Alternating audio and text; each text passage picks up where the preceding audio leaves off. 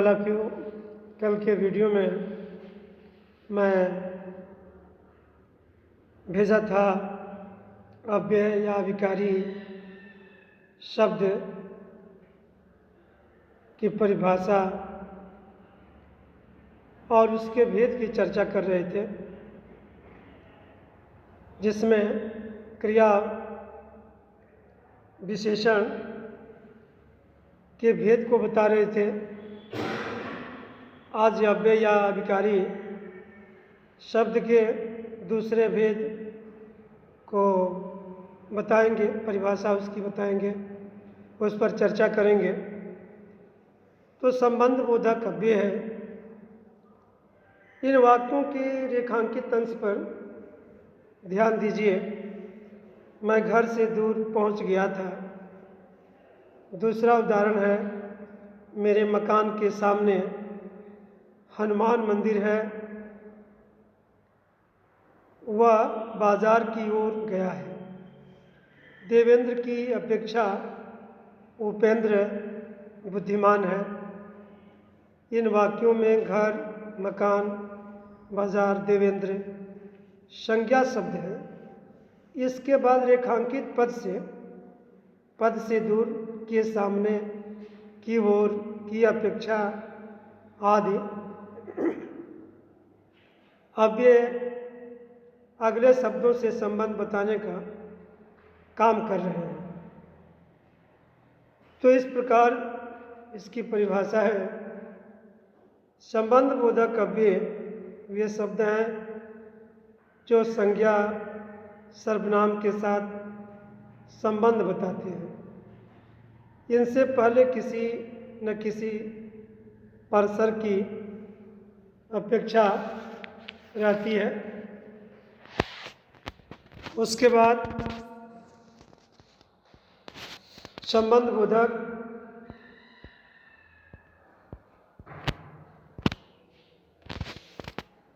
अव्यय निम्नलिखित प्रकार के होते हैं। काल सूचक, के आगे, के पीछे, के बाद, के उपरांत। स्थान सूचक, के अंदर, के बाहर, के पीछे, के ऊपर। दिशा सूचक, की ओर, की तरफ, के पास, के चारों ओर। साधन सूचक, के सहारे, के द्वारा, के चारों ओर, के जरिए। विरोध सूचक, के विपरीत, के खिलाफ, के प्रतिकूल। संबंध सूचक, के संग, के सहित, के साथ। समानता सूचक, के समान, के जैसा, के बराबर। ये संबंध बोधक अव्यय के प्रकार रहा। संबंध बोधक और क्रिया विशेषण में अंतर क्या होता है? कुछ कालवाचक और स्थानवाचक क्रिया विशेषण संबंध बोधक भी होते हैं। जब इनका प्रयोग संज्ञा या सर्वनाम के साथ होता है तो ये संबंध बोधक कहलाते हैं, और जब ये किसी क्रिया की विशेषता प्रकट करते हैं तब ये क्रिया विशेषण कहलाते हैं। उदाहरण के रूप में देखते हैं और समझ लेते हैं कि क्रिया विशेषण संबंध बोधक। भीतर जाना मना है, कमरे के भीतर कोई है, तो भीतर जाना मना है क्रिया विशेषण हो गया, और कमरे के भीतर कोई है संबंध बोधक अव्यय हो गया। यहाँ क्रिया विशेषण है। यहाँ जो क्रिया विशेषण है वाक्य प्रयोग में देखेंगे, मोहन यहाँ रहता है,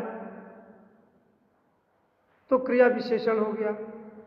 मोहन मौसी के यहाँ रहता है, तो ये संबंध बोधक अव्यय हो गया। और इसके बाद अव्यय या विकारी शब्द के तीसरे भेद की चर्चा करते हैं। समूचे बोधक काव्य, जिसको योजक भी कहते हैं, जो अव्यय वाक्य के पदों, पदबंधों या उपवाक्यों को जोड़ते हैं, उन्हें समुच्चय बोधक काव्य कहते हैं। पदों को, पदबंधों और उपवाक्यों को जोड़ने वाले समुच्चय बोधक काव्य होते हैं, जिसको योजक के नाम से भी जानते हैं।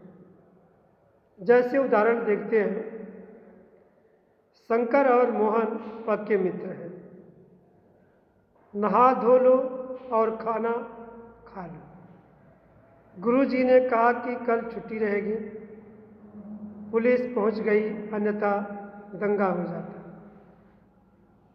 इस प्रकार समुच्चय बोधक काव्य के उदाहरण में और कि अन्यथा योजक है, जो पदों को, पदबंधों को और उपवाक्यों को आप आपस में जोड़ रहे हैं। इसके बाद समुच्चय बोधक काव्य के प्रकार दो होते हैं। पहले को समानाधिकरण कहते हैं और दूसरे को व्याधिकरण समुच्चय बोधक काव्य कहते हैं। तो समानाधिकरण समुच्चय बोधक काव्य के विषय में समझ लेते हैं कि समानाधिकरण समुच्चय बोधक काव्य होता क्या है। जो अव्यय दो या अधिक समान पदों, पदबंधों, उपवाक्यों को जोड़ता है, उसे समानाधिकरण समुच्चय बोधक काव्य कहते हैं। जैसे मैं दाल, रोटी और सब्जी खाता हूँ तथा थोड़ी देर बाद दूध पीता हूँ। इसका पहला उदाहरण है। दूसरा उदाहरण देखिए, मैंने पूरी कोशिश की लेकिन सब बेकार गई। ये दूसरा उदाहरण है, जिसमें और तथा लेकिन मोहन ने या श्याम ने मेरी पुस्तक चुराई है। इस वाक्य में या समाधिकरण समुच्चय बोधक काव्य को व्यक्त कर रहा है। मेरा स्वास्थ्य ठीक नहीं है, इसलिए मैं नहीं चल पाऊंगा। इस वाक्य में इसलिए समाधिकरण समुच्चय बोधक काव्य को व्यक्त कर रहा है। इन वाक्यों में और तथा लेकिन या इसलिए दो समान पदों या उपवाक्यों को जोड़ रहे हैं। ऐसे शब्द समानाधिकरण समुच्चय बोधक काव्य कहलाते हैं। दूसरा होता है व्याधिकरण समुच्चय बोधक काव्य। अब व्याधिकरण समुच्चय बोधक काव्य के विषय में समझ लेते हैं कि जो अव्यय किसी वाक्य के एक या अधिक आश्रित उपवाक्यों को जोड़ते हैं, उन्हें व्याधिकरण समुच्चय बोधक काव्य कहते हैं। जैसे संजीव स्कूल से घर चला गया क्योंकि उसकी तबीयत खराब थी। पिताजी ने कहा कि डॉक्टर को तुरंत बुला लाओ। मैं घर जा रहा हूँ ताकि आराम कर सकूं। तो इन ताकि, की, क्योंकि यह व्याधिकरण समुच्चय बोधक काव्य है और इसकी परिभाषा होता है कि जो अव्यय किसी वाक्य के एक या अधिक आश्रित उपवाक्यों को जोड़ते हैं, उन्हें व्याधिकरण समुच्चय बोधक काव्य कहते हैं। चौथा होता है विस्मयाद बोधक। जो अव्यय शब्द विस्मय, हर्ष, शोक, घृणा आदि मनोभावों को व्यक्त करते हैं, उन्हें विस्मयाद बोधक काव्य कहते हैं। ऐसे शब्दों के बाद विस्मयाद बोधक चिन्ह लगाया जाता है। वाह वाह क्या कहने, या वाह वाह, और उसके बाद संबोधन विस्मयादि बोधक का चिन्ह है। इसी प्रकार संबंध बोधक का भी चिन्ह होता है। तो संबंध बोधक में किसी को हम आवाहन करते हैं, पुकारते हैं, बुलाते हैं, और इसमें विस्मयाद, जिसमें विस्मय, हर्ष, शोक, घृणा आदि मनोभाव को व्यक्त करते हैं। विस्मयाद बोधक भाव और शब्द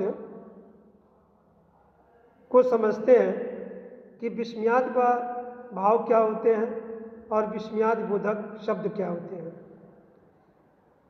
विस्मय का मतलब होता है आश्चर्य। अब इस वीडियो में विस्मयाद बोधक अव्यय तक और इसकी परिभाषा तक रहने देते हैं। फिर कल अगले वीडियो में विस्मयाद बोधक भाव और शब्द तालिका के विषय में हम लोग समझेंगे और पढ़ेंगे। धन्यवाद।